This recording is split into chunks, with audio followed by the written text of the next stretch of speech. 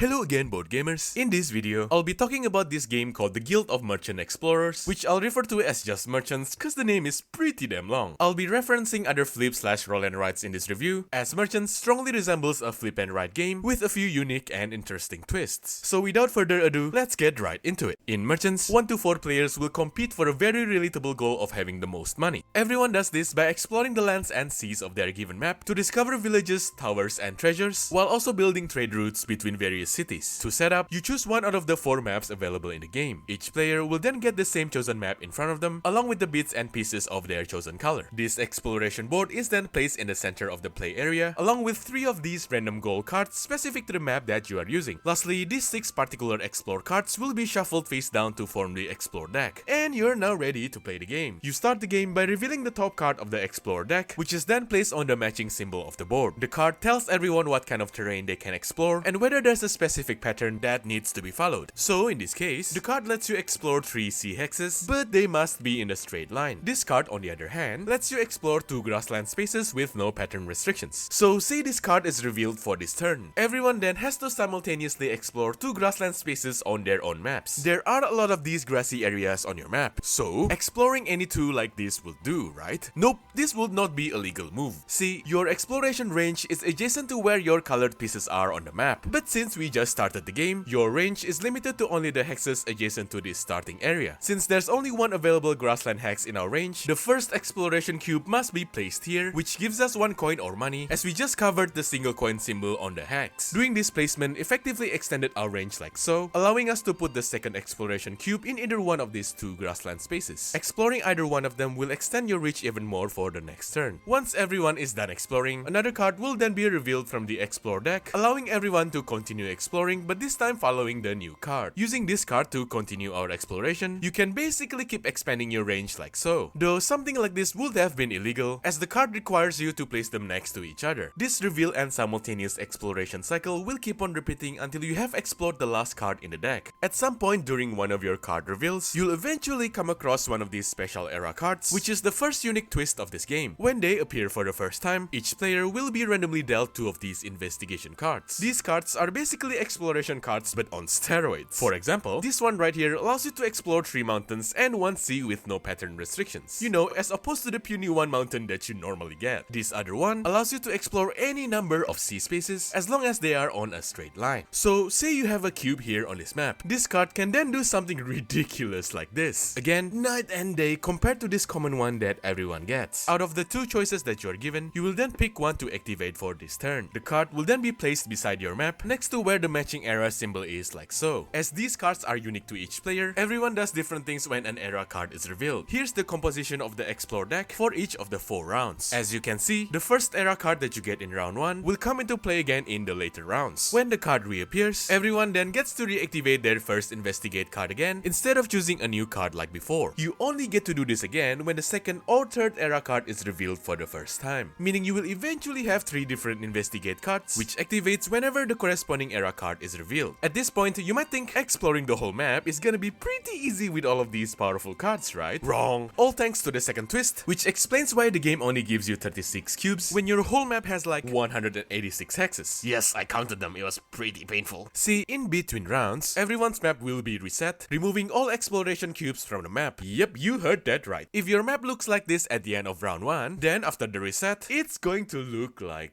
this.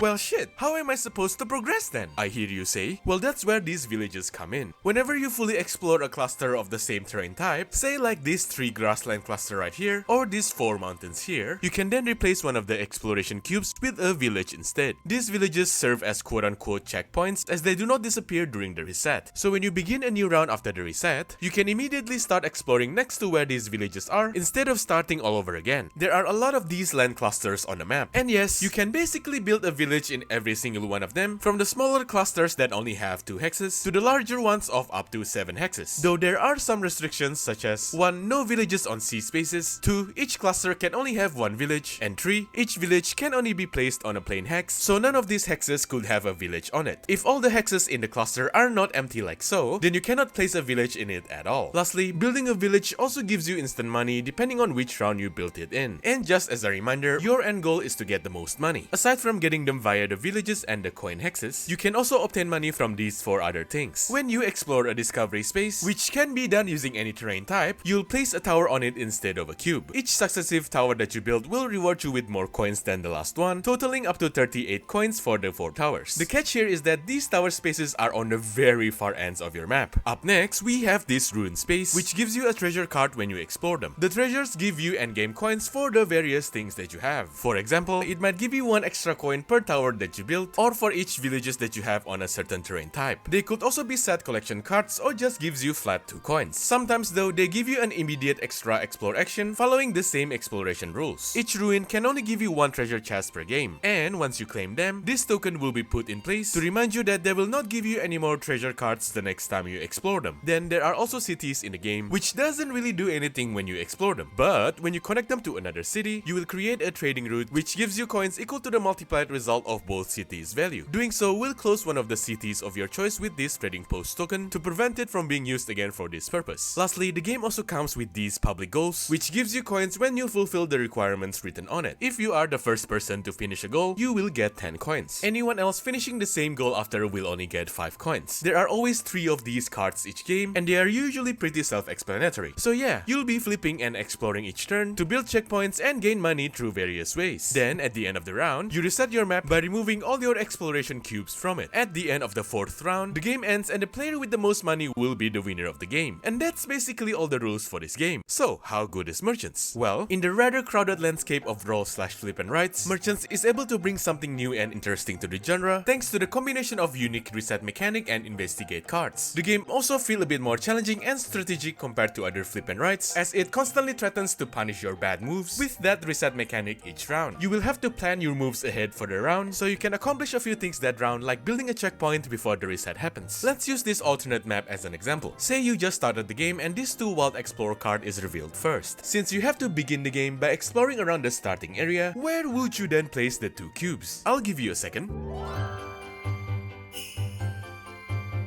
Okay, if we would have placed them on any 2 desert spaces in this cluster like so, or any 2 grassland spaces in this cluster like this, then I would say that's a pretty good choice. See, regardless of the reveal order of the remaining cards, one of these 2 cards will guarantee you a checkpoint as they are able to complete the respective clusters. Now, if you had picked anything else, say like these 2 mountains, you're basically entering risky territories because based on the open information that we know, you won't be able to create a checkpoint anywhere. There's only 1 mountain explore left when you need 2, and these 2 areas require 4 cubes, but you can only get 2 from these cards. As for this Sea Explore 1, well, you cannot build a checkpoint on a sea hex, and the overseas clusters that you can reach with it are just way too big. In this situation, you're basically just hoping that during the era card flip, you will get an investigate card that can complete a cluster. While all of these might sound pretty constraining and perhaps lucky, this is not always the case. If the era cards were to be revealed earlier in the round, you will then have a more complete information of what you can and cannot do for the rest of the round. Plus, the game's rounds get progressively longer as it has more era cards than the previous round, making them a lot easier and more forgiving. All in all, the game does a good job in balancing the 2 opposing forces. The resets are never that suffocating to the point that you can barely play the game, and on the other extreme, the era cards never felt overpowered to the point that it makes the game way too easy. Lastly, the game could induce a bit of analysis paralysis, but the simultaneous turns of the game does improve this a lot, keeping the game time approximately within an hour. Now let's move on to the not so great stuff. If you look up the definition of multiplayer solitaire, you would probably see Merchants as the first search result. The game's goal cards, which by the way is identical to Welcome to City Plan cards, are the only form of quote-unquote interaction in this game. In other flip and rights such as Paper Dungeons or Dungeons, Dice and Dangers, there are shared objects that appear in everyone's sheets. When any of these shared objects are claimed by a player, it will also disappear from all the other players' sheets, meaning that you have to compete for them. I don't see why something like this cannot be implemented in this game's ruins or treasures. And speaking of the treasure chests, they are so underwhelming. The endgame scoring cards basically give you a random minuscule amount of coins, and getting the flat 2 coin cards just straight up sucks. This leaves us with the set collection and extra explore cards. But guess what? They're random, so good luck not getting all those crappy ones instead. Unless you have that 1 investigate card which doubles the treasures that you earn, it's really never worth basically gambling on these treasures. Last and perhaps least, these coins. Whenever you gain coins in the game, you are told to grab the same amount in these money tokens. Trouble is, they're double-sided and all their backs look the same, so you have to turn them upside down many times in game to look for the right coin value. This is such a pain to do, but it's a deliberate design choice so that you can hide your money. Though I can guarantee you that no other player will care about your coins because they'll be too busy trying to not screw up their own game. All in all, Merchants felt fresh and is a great addition to the genre. If you like flip and rides and don't mind multiplayer solitaires, then this is a great game for you. And yeah, hope you enjoyed this video. Check out my channel for more videos like this and leave a comment down below. And that's it. See ya!